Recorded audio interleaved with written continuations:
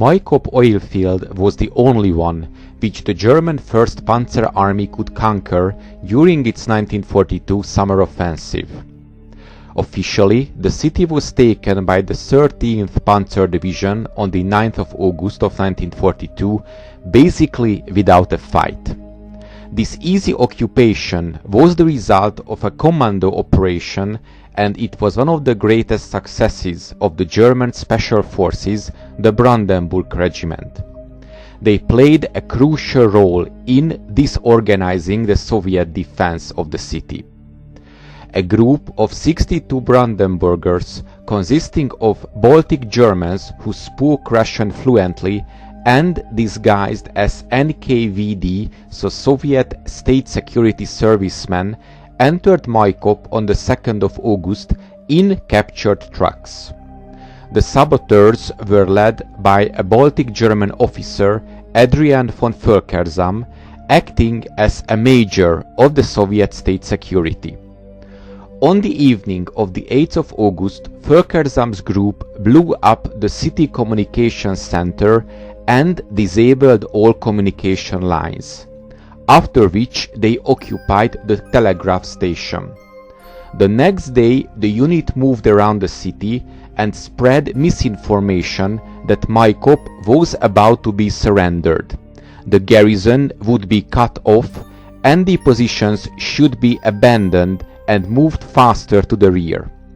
At the same time, other members of the group imitated artillery shelling with grenade explosions, trying to cause panic. By their actions, the unit helped the German assault detachments to capture the city and avoid a long siege. I personally think that if this mission had been executed by American Special Forces, there would have been several Hollywood movies about it.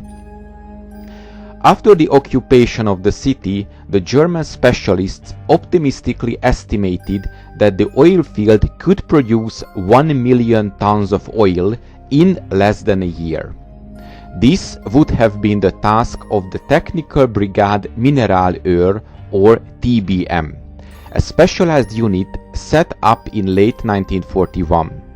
It was supposed to take possession of the oil wells in Maikop, Grozny and Baku in the course of the summer offensive. After that, oil production should be restarted and the fields exploited. The brigade consisted of 6,500 men. Their equipment included 100 deep drilling rigs, 225 conveyor systems, and 10 transportable distillation systems. The oil field worked until early August of 1942 and was destroyed in haste by the Soviet specialists. The oil wells were destroyed or blocked by debris. German attempts to restart oil production in the scorched earth area proved only minimally successful. Months after the German army occupied Maikop oil field, the brigade reported that it would take several years for the Maikop oil wells and related facilities to be completely repaired. Due to insufficient road transportation capacity, it was almost impossible to transport heavy equipment.